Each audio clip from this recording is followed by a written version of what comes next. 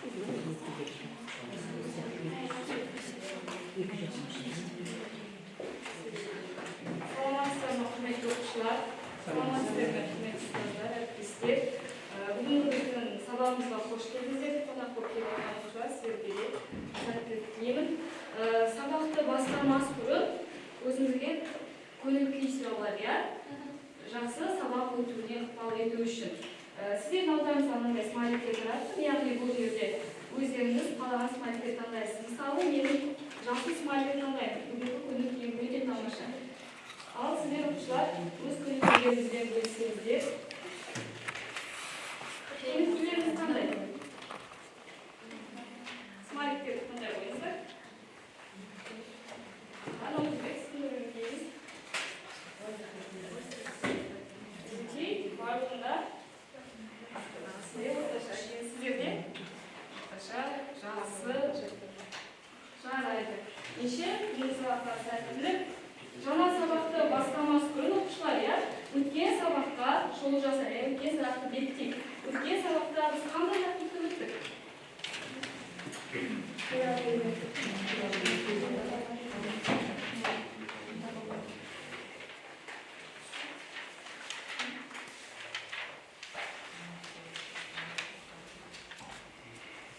Үйрету кестегі табиғи ұялас топтар деген тақырыпты өткен болатынбыз, иә?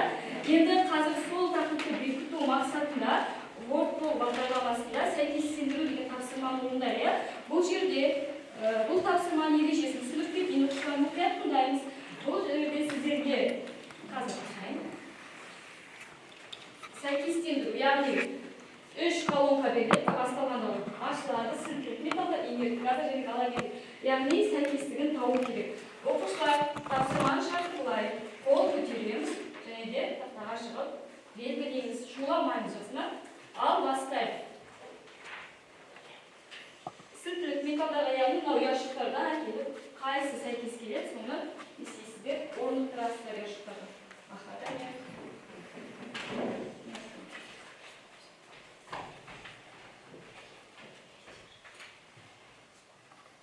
Сілтілік металдарға келеді. Келесі қайғы құшылып келді. Өз ертілеріне.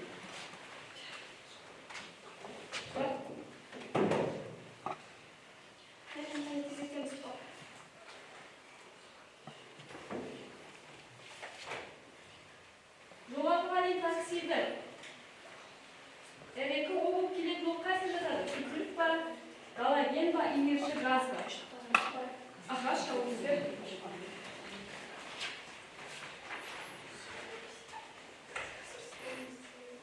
Инертші газ. Келесі? Кім тағы? Аха, ертаңа шығабы кет.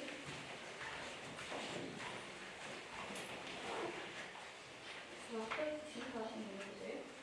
Галогенді бек атады. Жақсы. Оқушылар сіздер шығабойыз. Әсер дайын өтіп келесіне.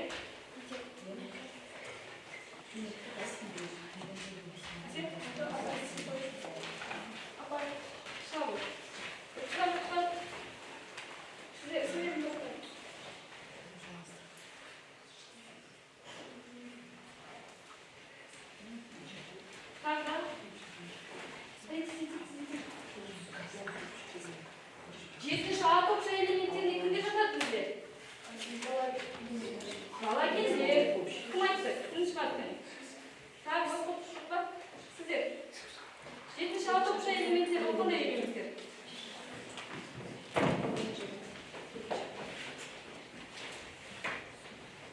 Жетінші А топша элементтер. Сіздер топшыңыз? Айдағыз.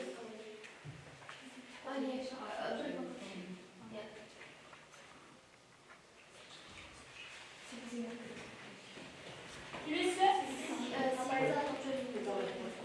Асияшқа бой.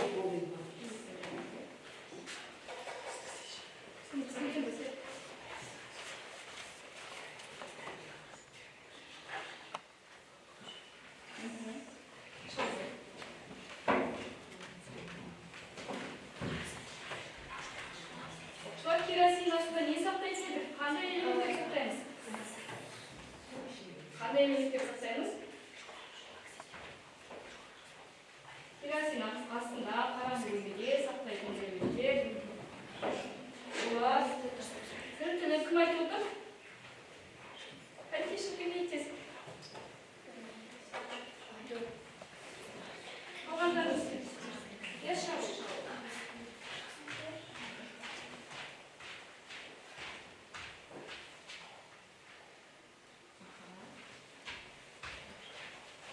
Келесі кім тағы? Неше қалғандарын барлығымыз бірге болдық, иә?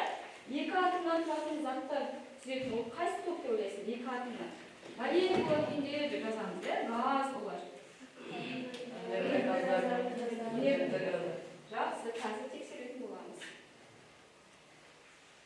Тағы да сыртқы электрондық конфигурациясы NS2, NP5 деп аяқталатын ол қай топ? Сыртқы қабатында 7 электрон бар. 7 электрон бар. Қалай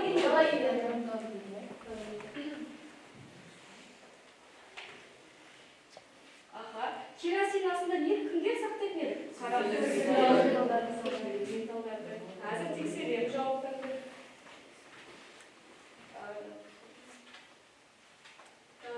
NS1 сыртқы қабатында 1 электрон бар. Металдар. Келесі NS2, NP6, яғни 8 электрон бар. Инертті газдар. Ал химиялық элементтер инерттілігі. Өзі айтып тұр, иә? Қайсына жатқызамыз ауызбек? Аллогендерге. Жақсыға тексереміз.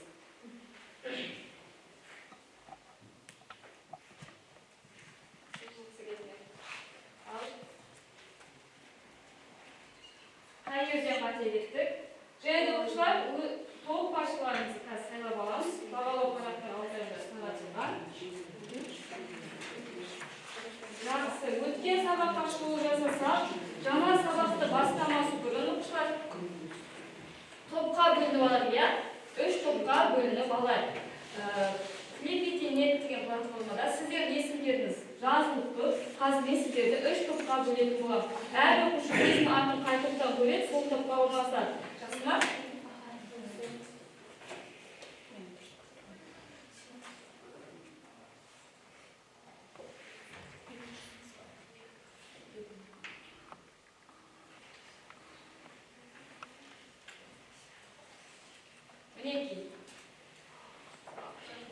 Бірінші топта Аружан, Саида, Нурай, Фариза, Асия. Екінші топта Наурызбек, Ерғанат, Ахмет, Ерназ. Үшінші топта Аяулым, Данияр, Айлана, Айсұлу. Яғни сіздердің әрмеңізге қойып қойдым. Бейметалдар тобы, металдар тобы және де металлоидтар тобы, иә? Ал орнатыраңыз. Тез-тез яшып алып қарағыз. Бірінші, екінші, үшінші топ.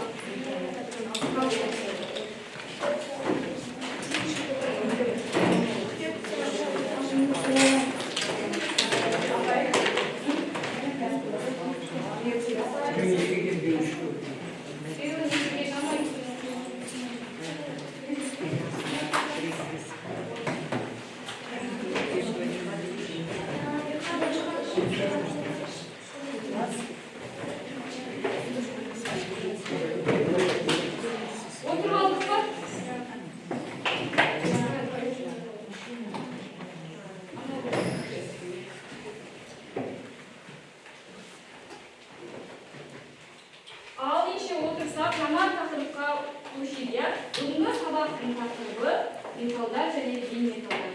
Осы сабаққа қатысты оқу мақсаты периодтық жүйедегі элементтердің орналасуына байланысты металдарды және бейметалдарды жіктей білу. Бүгінгі күнді тақырыпты назар қойыңыздар.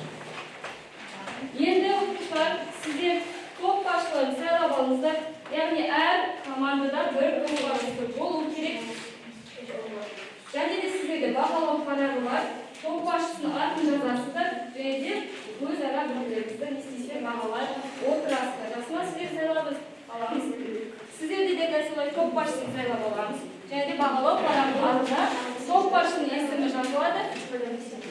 Сіздерде де дәл солай топ басшыны сайлаймыз өзара, және де топ басшының есімі жазып бағалау парағына сіздерді бағалап отырамыз. Ал енді оқушылар, жаңа сабақты игеру үшін сіздердің алдарыңызға ноутбук қойдым, иә? Мұқият тыңдаңыз. Телефондарыңызды алып, ноутбуктың үстінде QR сканерлейміз. Және де әр топ өзінің тақырыбына байланысты ақпаратпен танысады. Танысуға 3 минут уақыт бер. Сіздердікі металлоид тақырыбына байланысты QR сканерлейсіздер, ақпаратпен танысып шығарасыз. Сіздерді де дәл солай бейметалл QR сканерлейсіздер, тақырыппен кесесіздер. Жоқ, камераға бересіз.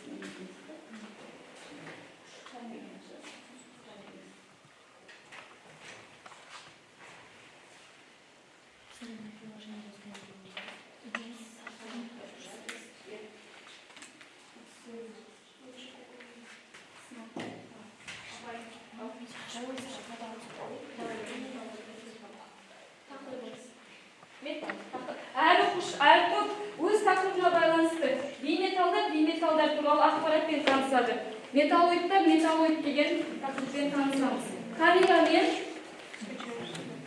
iPhone болса, кәдімгі камера, ал Android болса, Google-да кірген кезде камераны сурет тұрады, соны басасыздар, жақсы ма? Тез мәліметпен танысып шығамыз.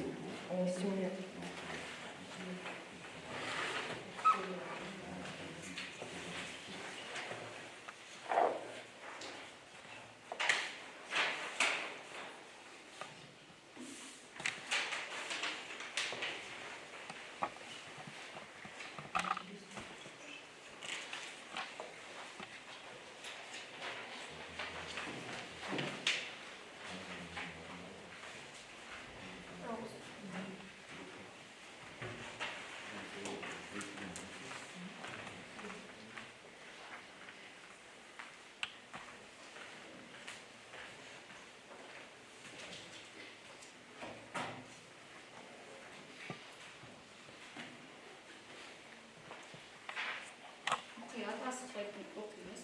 Yıkılmayı vakıflar.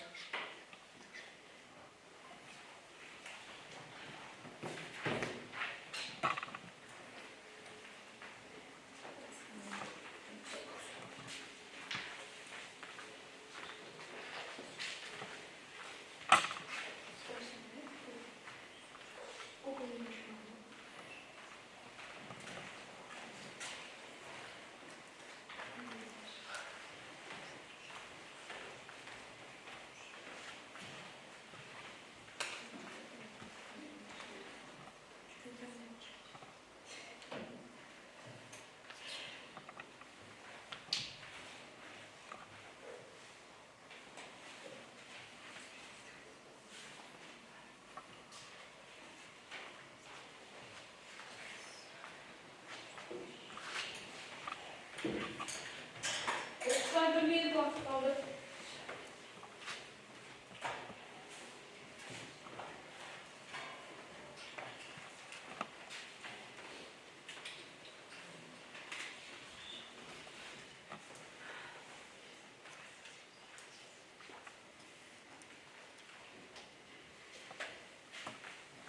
Vakit ya. Şimdi sizlerge mындай қағаздар берілді. Қазір әр топ өзінің тақырыбы бойынша 2 минут уақыт берілген. Постер қорғаңыз. Және де постер қорғап болғанда бұл жерде сіздер шығып қорғамайсыздар. Сағат тілімен көшбассын сайлап алдыңыздар ғой, иә? Сайлап алдық. Сағат тілімен әр топтың көшбасысы келесі топқа ауыса отырып, өздерінің мәліметтерімен не істейді? Таныстырып шығады. Және де бұл жерде әр топ, мысалы, бірінші топ, екінші топқа барса, өзара бағалайсыздар. Бірінші топ, екінші топты деген сөзді, екінші топ, үшінші топ, бірдікі. Яғни сағат тілмен айнала отырып, әр топтың спикері баратта қағазды алып, өзінің постерін түсіндіреді, оны жаңағы топ не істейді? Бағалайды. Келесі сіздерде де солай, үшінші топқа барасыздар, спикеріңіз тақырыпты түсіндіреді, сосын айналасында сағат тілімен тез постеріңізді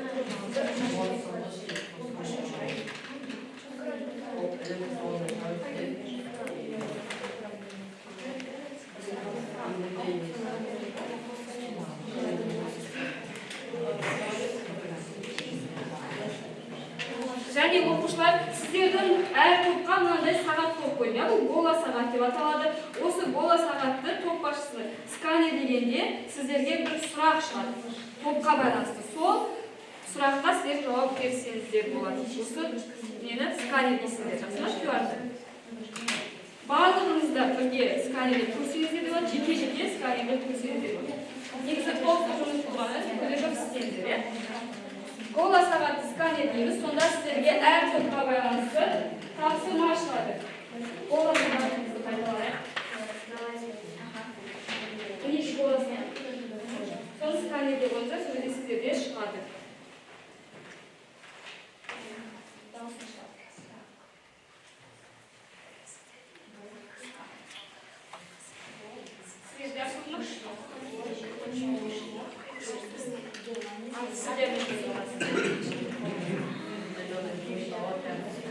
Сұрақ бар, сол сұраққа мұқиятында жауап береміз. Сосын ауысамыз. Оқушылар уақытты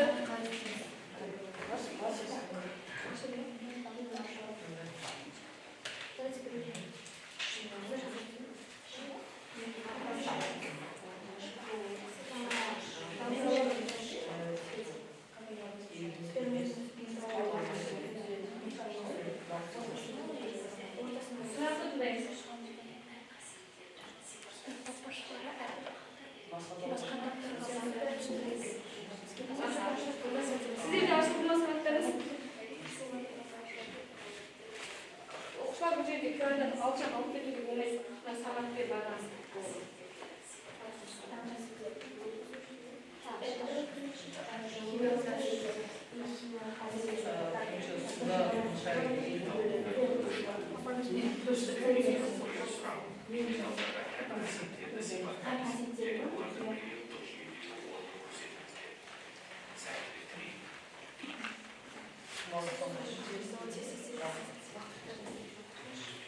Sınaxda eshitdingizlar?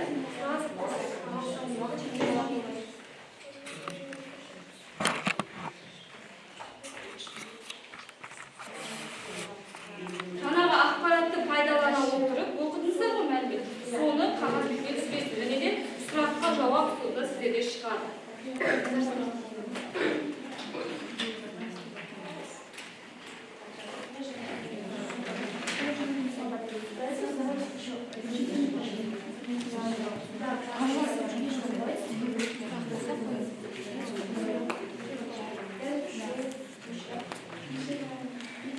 Оқушылар уақыт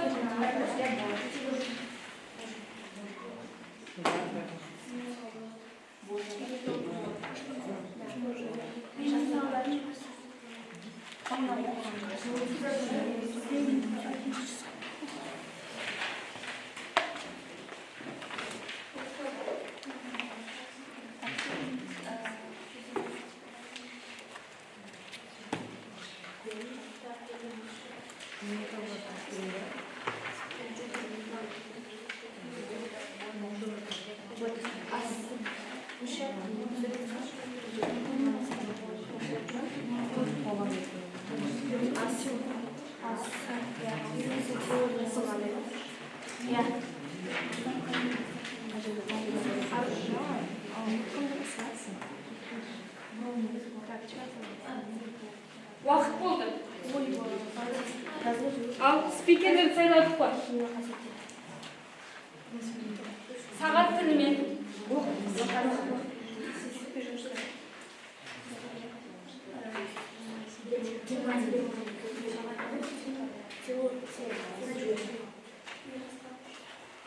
Оқушылар уақыт.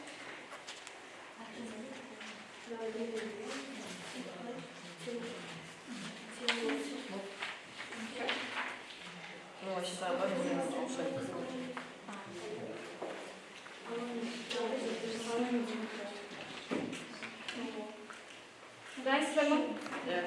Сіздер дайынсыздар ма?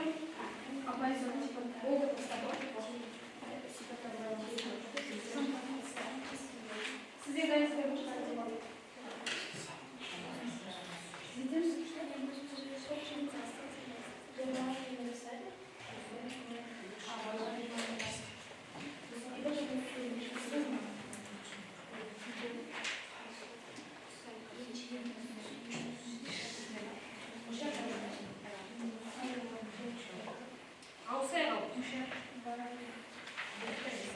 Şükürler olsun.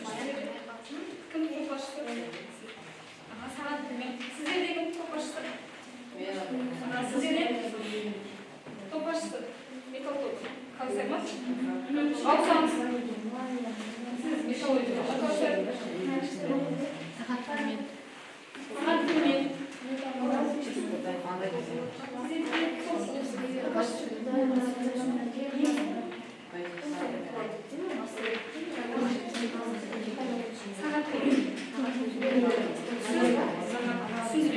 Sizin bağlayışlarına mutlu Kavser. Bağlı olduk tepkisi.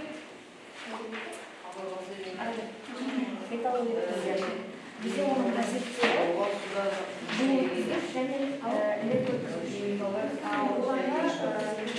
bu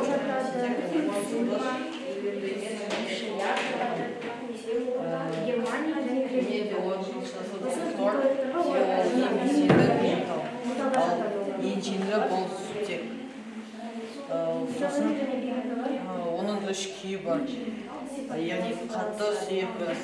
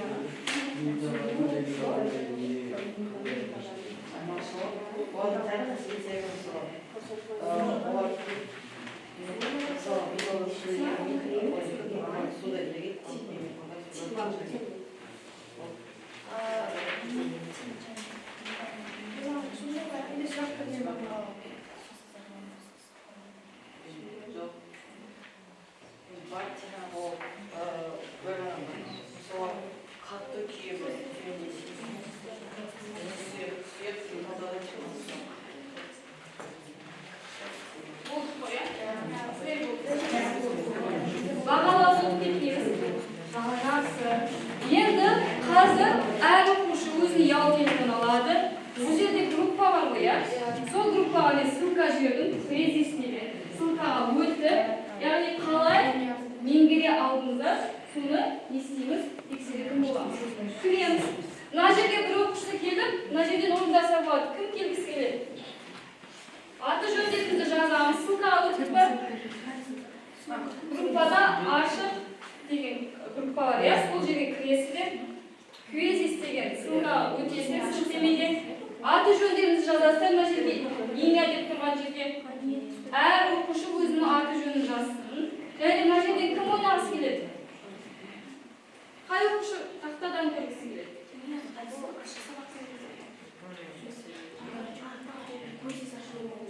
Ссылкаға өтсеңіз сілтеме көрсеңіз.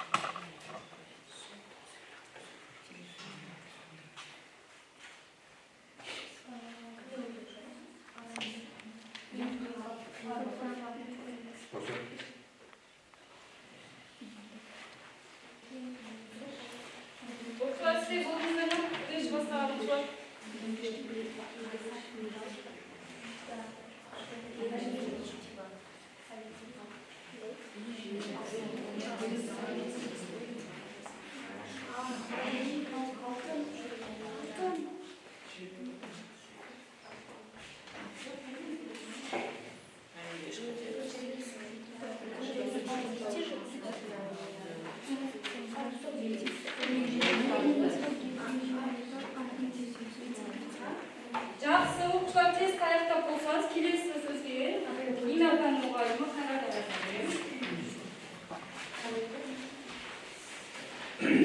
Сіздер болсаңыздар, аяқтап шықсаңыздар болады. Топашылары бағалау ұмытпаңыздар. Бағалау барғанда бағалап қойып отырыңыздар. Ең соңында дұрыс-бұрысы көрді, қай жерден қателесті. Так, енді шығармашылық жұмыс жасайық. Енді жаңа тақырыппен таныстыңыздар, оны бекіттіңіздер. Енді кішкене шығармашылық жұмыс жасайық.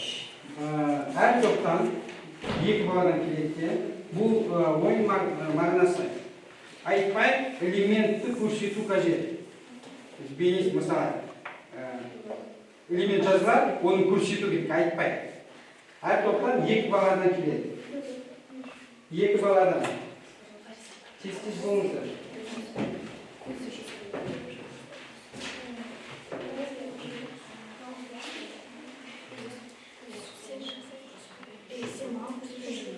Жоқ, екеуін ақылдасып, қалай көрсететін.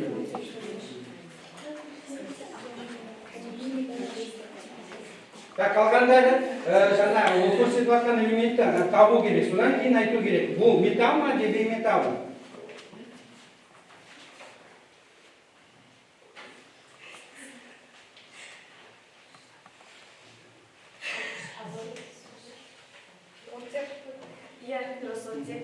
Екінші топтан екінші топ екі бала. Тез-тез болыңыздар. Келіңіздер тездеп. Қыздар тез болыңыздар.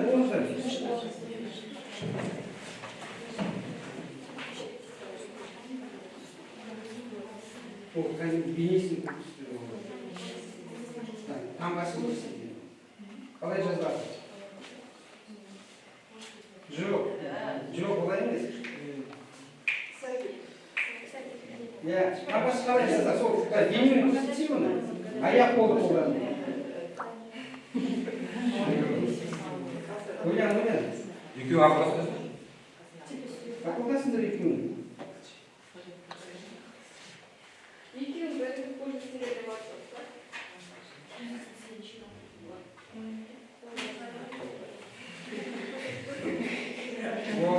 Қандай элемент? Калий. Жақсы отырайын. Үш топтан.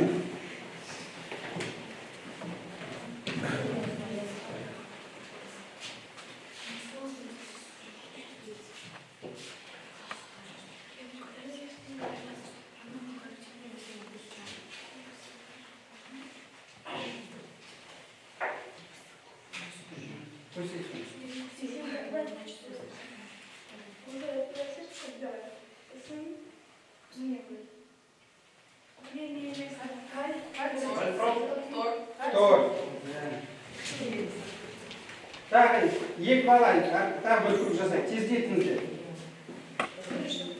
Бірінші топтан.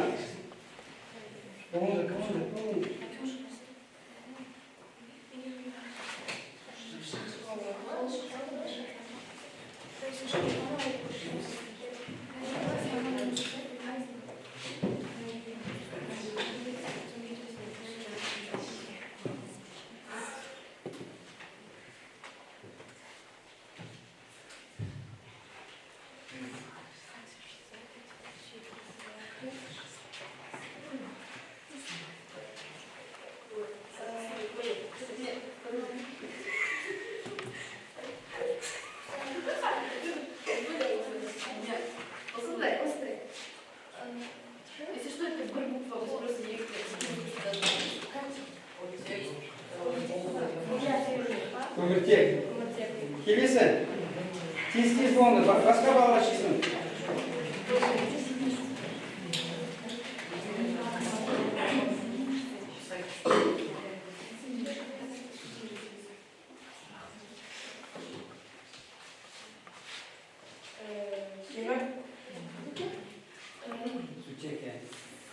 Келесі.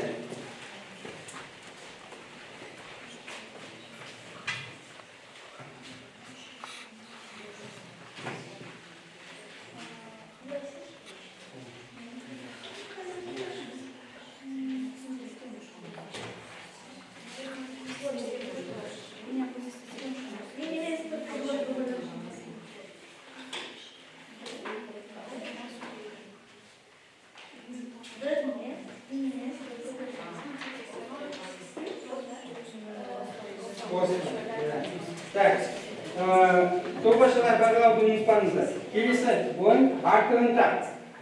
Не, жазылған элементтер 5 элементтің біреуі сәйкес келмейді. Қайсысы екен? Қолы көтеріп, бері қарай жақындаңыздар. Неге? Сол келмейді. Бейметалл. Тұр ма? Қара, асып қойыңыз. Мынау не? Қайсы келмейді мағынасына? Тұр ма? Тұр, басайық.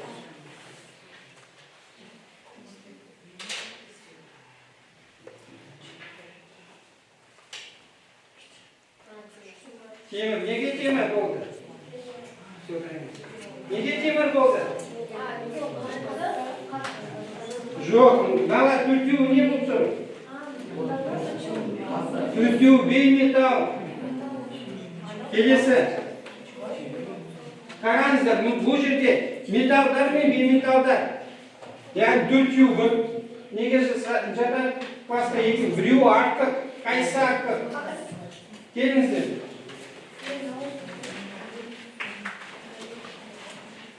Қайсы?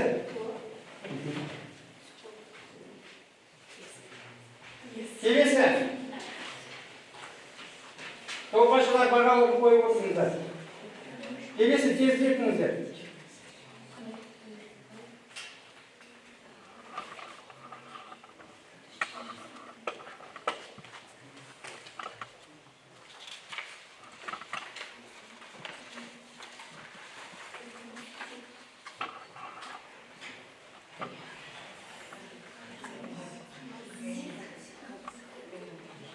Тез болыңыздар. Тез. Қайсы? Кремний неге? Я басайын.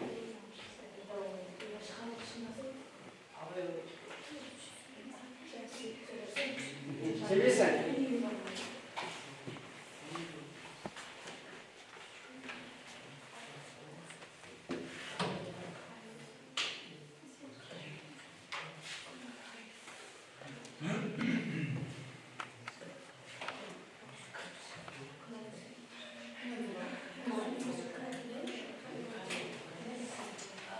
Неге? Тебе о?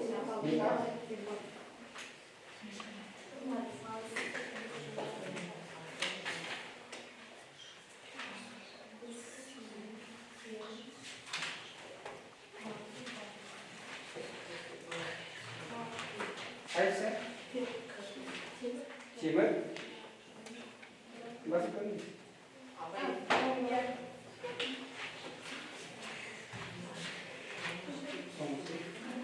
И соңғысы.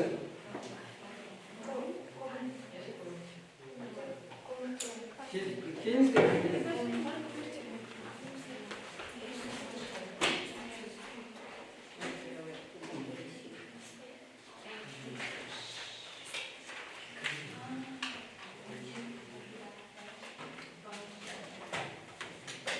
Так, енді жобашылар бағаларды қойып отырыңыздар. Енді бекіту мақсатында әрқайсысының аттарынан басталатын әріптен элемент тауып аласың.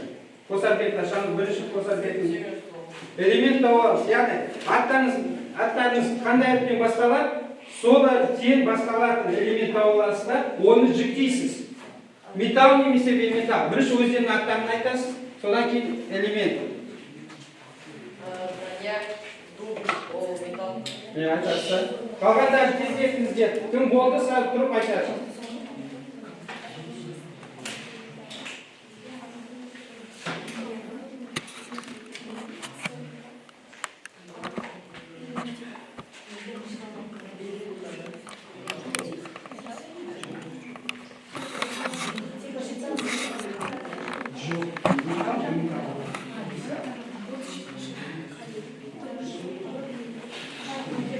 Я сюда действительно. А если вам не там? А вы знаете на это? Келесі. Жақсы. Ақара тез етіңіздер.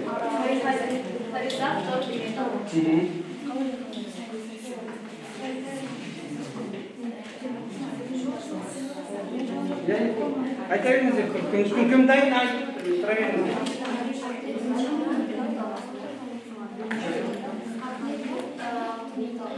Жақсы.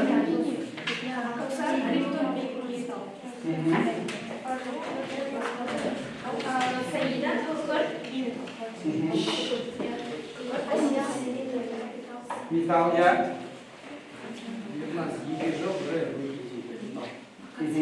Жақсы. Аяғым алюминия.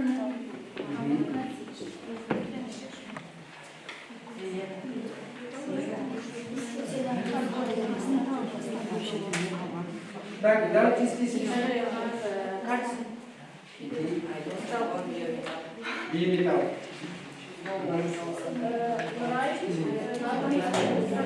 Надбиометалл.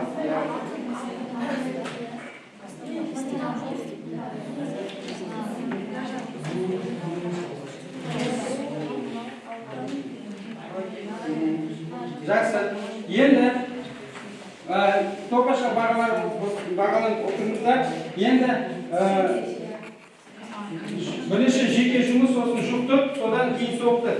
Жаңағы топты ашамыз. Лёрник капсуліне бағаламасы жазылған.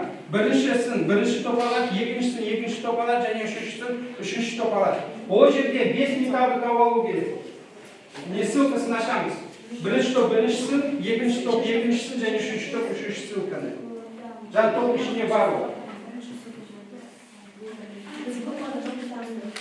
Косты.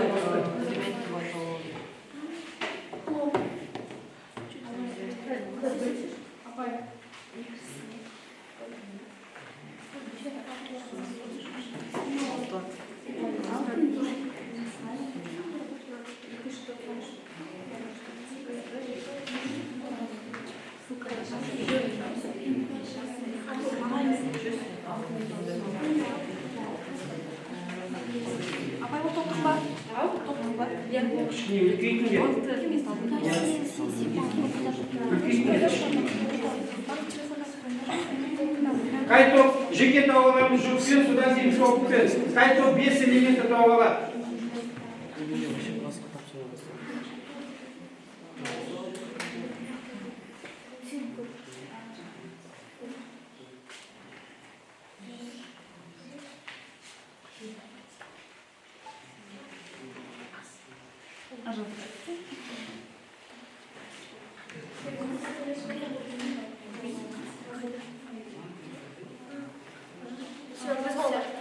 Қандай 5 метр?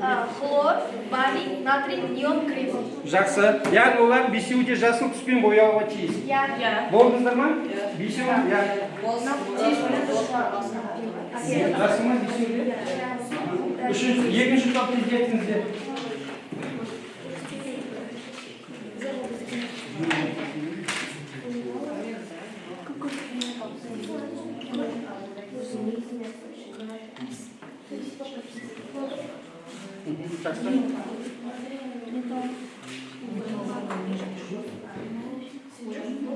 Екінші топ тездетіңіздер.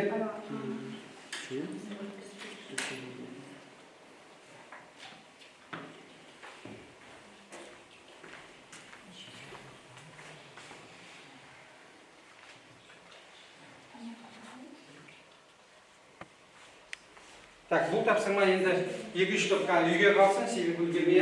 Негізі 5 элемент әр топта 5 элементтен болды. Так, енді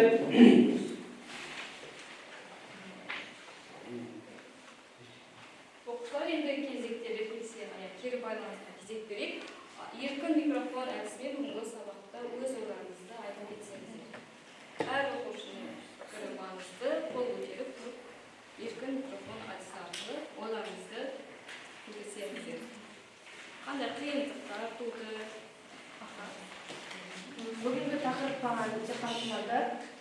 Мен бүгін бізде металлург деген тақырып болды. Мен оны қатты түсіндім. Ашық сабақтар күшті болды өте. Рахмет. Тағы да оқушылар.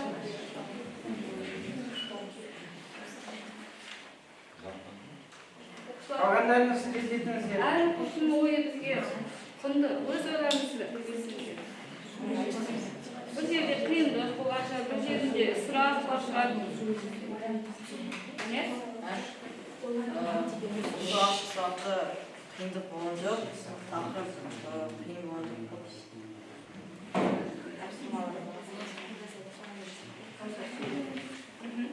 Металдардан, бейметалдардан, металлургиядан, металлургиядан тапсырмалар қиын болған жоқ. Тақырып өте қатты ұнады. Тағы да ұлтшылар. Biz sabahta yani biz metal туралы көбірек және тек болғанда емес, басқа жақтарда бейметал және металлургия туралы жақсы ақпараттарды табылды және болашақта бұл бізге керек болады деп ойлаймын. Маған бүгін тақырып ұнады. Металдар мен бейметалды жақсы түсіндім және кезінде топтық жұмыс жақсы болды. Так, үйге тапсырма. Жаңағы топтың ішінде тест патрик деген ссылкасы бар. Ол ссылка арқылы 4 сұрақ тесттен өтесіздер. Келесі сабақта тест аяғында сізге сертификат беріледі. Сертификатта балл қойылады. Келесі сабақта сол сертификатты алып келесіздер. Сол бойынша балл қойылады. Соңғы ссылкасы. Сабақ аяқталды. Сау болыңыздар. Рахмет.